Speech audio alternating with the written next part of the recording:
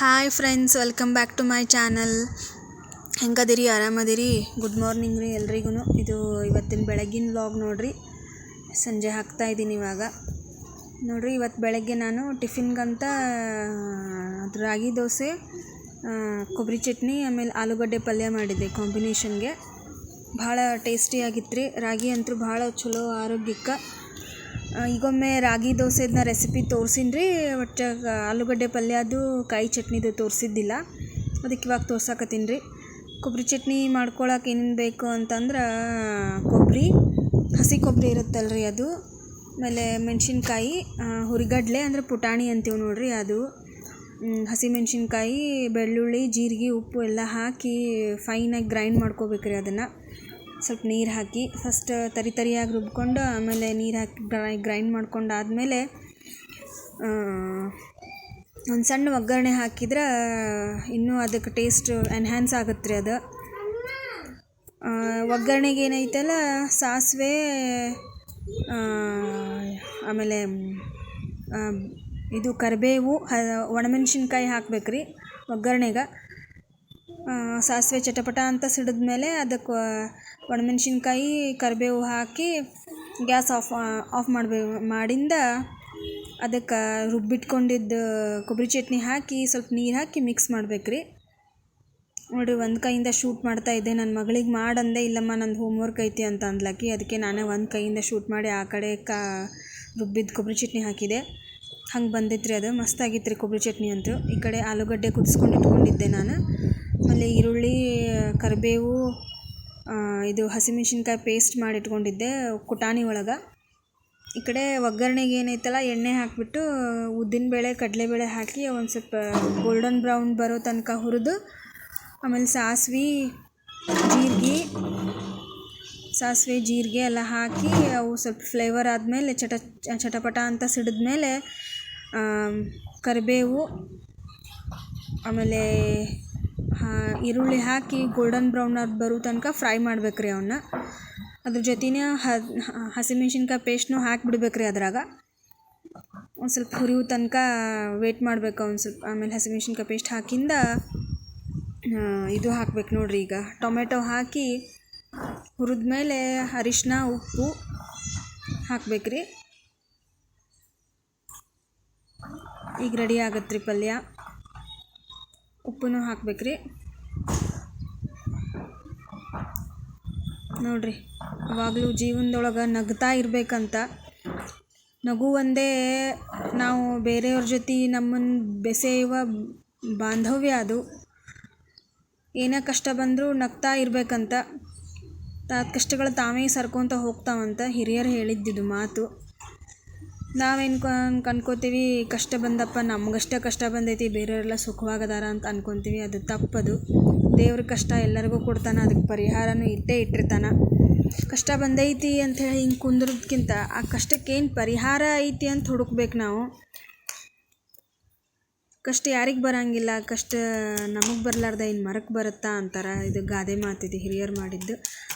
ಆಲೂಗಡ್ಡೆ ಪಲ್ಯ ರೆಡಿ ಆತ್ರಿ. ಆ ಕಡೆ ಈ ಕಡೆ ಹಂಚು ಕಾಸಕ್ಕಿಟ್ಟಿದ್ದೆ. ಆಮೇಲೆ ಇದು ನೀರು ತೊಗೋಬೇಕ್ರಿ ಒಂದು ಚಿಕ್ಕ ಬೋಗಾಣಿ ಒಳಗೆ, ಬಟ್ಲದೊಳಗೆ. ಅದಕ್ಕೆ ಒಂದು ಸ್ವಲ್ಪ ಉಪ್ಪು, ಎಣ್ಣೆ ಹಾಕೋಬೇಕು. ಅಂದ್ರೆ ದೋಸೆ ಹಾಕ್ತೀವಲ್ರಿ, ಈ ಥರ ಅದು ಒಂದು ಕಾಟನ್ ಬಟ್ಟೆ ತೊಗೊಂಡು ಸ್ಪ್ರೆಡ್ ಮಾಡ್ಕೋಬೇಕು. ನೀಟಾಗಿ ಸ್ಪ್ರೆಡ್ ಮಾಡ್ಕೊಂಡಿಂದ ಹಿಟ್ಟು ಹಾಕಿ ರೌಂಡ್ ಸ್ಪ್ರೆಡ್ ಮಾಡ್ಬೇಕ್ರಿ ಹಿಟ್ಟನ್ನು. ಅಂದರೆ ಯಾಕೆ ಉಪ್ಪು ಎಣ್ಣೆ ಹಾಕ್ಬೇಕಂದ್ರೆ ನೀರೊಳಗೆ ಈಸಿಯಾಗಿ ಏಳ್ತಾವಂತ, ಚೆನ್ನಾಗಿ ಬೇಯ್ತಾವಂತ ಕೆಂಪಗೆ. ಅದಕ್ಕಾಗಿ ಹಂಗೆ ಮಾಡ್ತೀವ್ರಿ ನಾವು. ಮಸ್ತ್ ಬಂದಿದ್ದು ರೀ ದೋಸೆ ಮಾತ್ರ, ಭಾಳ ಟೇಸ್ಟಿಯಾಗಿದ್ದು. ನೀವು ಮಾಡಿ ನೋಡಿರಿ. ಪ್ಯೂರ್ ರಾಗಿ ಅಂತಲ್ಲ, ಅರ್ಧ ರಾಗಿ ಅರ್ಧ ಅಕ್ಕಿ ಹಾಕಿ ಮಾಡಿರ್ತೀನಿ ನಾನು. ಪ್ಯೂರ್ ರಾಗಿ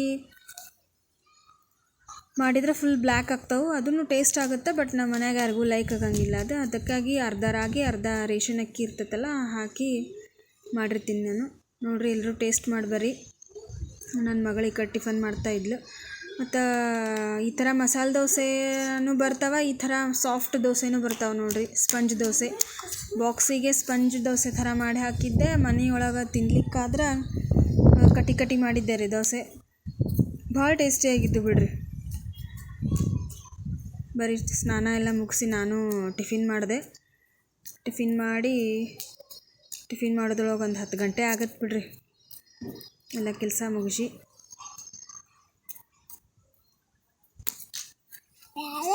ಅಷ್ಟೊತ್ತಿಗೆ ನನ್ನ ಮಗನೂ ರೆಡಿಯಾಗಿ ಕುಂತಿದ್ದ. ಸ್ಕೂಲಿಗೆ ಹೋಗುಣ ಬಾ ಅಂತ ಕರೆಯಾಕತ್ತಿದ್ದ. ಟಿಫಿನ್ ಮಾಡಿ ಬರ್ತೀನಪ್ಪ ಅಂಥೇಳಿ ಹೇಳಾಕತ್ತಿದ್ದೆ ಅವನಿಗೆ. ಆ ಕಡೆ ಕರಿತಾ ಇದ್ದ ಅವ.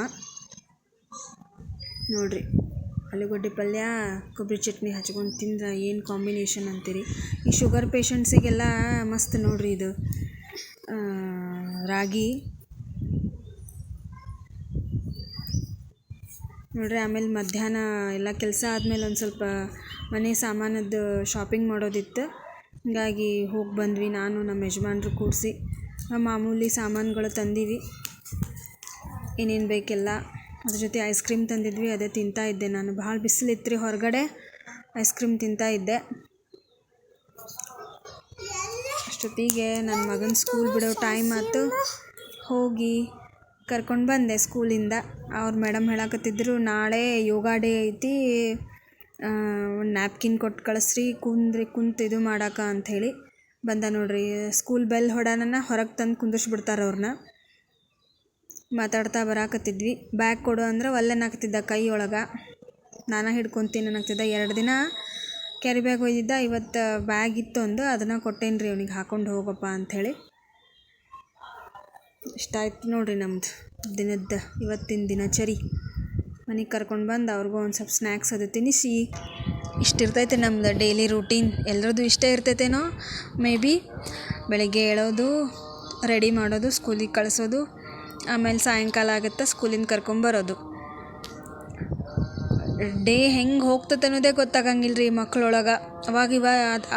ನೋಡಿದ್ರೆ ಈಗ ಮುಂಚೆ ಎಲ್ಲನೂ ದಿನ ದೊಡ್ಡ ಇದ್ದು ಅಂತಾರೆ. ಈಗ ದಿನ ಎಷ್ಟು ಬೇಗ ಕಳೆದು ಬಿಡ್ತೈತೆ ರೀ. ಬೆಳಗ್ಗೆ ಆಗುತ್ತೆ, ಸಾಯಂಕಾಲ ಆಗುತ್ತೆ, ಬೆಳಗ್ಗೆ ಆಗುತ್ತೆ, ಸಾಯಂಕಾಲ ಆಗುತ್ತೆ. ಆಲ್ರೆಡಿ ನನ್ನ ಮಗನ ಸ್ಕೂಲಿಗೆ ಹಾಕಿ 1 ವಾರ ಆಯ್ತು ನೋಡ್ರಿ. ಈಗ ಹೋಗ್ಲಿಕ್ಕತ್ತವ. ಸ್ಟಾರ್ಟಿಂಗ್ ಒಲ್ಲೆ ಅಂತಿದ್ದ, ಈಗ ಹೋಗಾಕತ್ತು 1 ವಾರ ಮೇಲೇ ಆಯ್ತು ರೀ. ರೂಢಿ ಆಗಿಬಿಡ್ತ ಅವನಿಗೂ ಸ್ಕೂಲಿಗೆ ಹೋಗೋದು. ಒಂದು 4 ದಿನ ಆತ್ತ, ಇವಾಗ ಅಳೋದು ಬಿಟ್ಟಾನ. ಓಕೆ ಫ್ರೆಂಡ್ಸ್, ಇಲ್ಲಿಗೆ ಮುಗಿಸ್ತೀನಿ ವ್ಲಾಗ್. ಯಾರ್ಯಾರು ಸಬ್ಸ್ಕ್ರೈಬ್ ಮಾಡೋದೇನು ನೋಡಕತ್ತೀರಿ, ಸಬ್ಸ್ಕ್ರೈಬ್ ಮಾಡ್ಕೊಳ್ರಿ, ಶೇರ್ ಮಾಡಿರಿ, ಲೈಕ್ ಮಾಡಿರಿ, ಕಮೆಂಟ್ ಮಾಡಿರಿ, ಸಪೋರ್ಟ್ ಮಾಡಿರಿ ಫ್ರೆಂಡ್ಸ್ ಪ್ಲೀಸ್. Bye friends.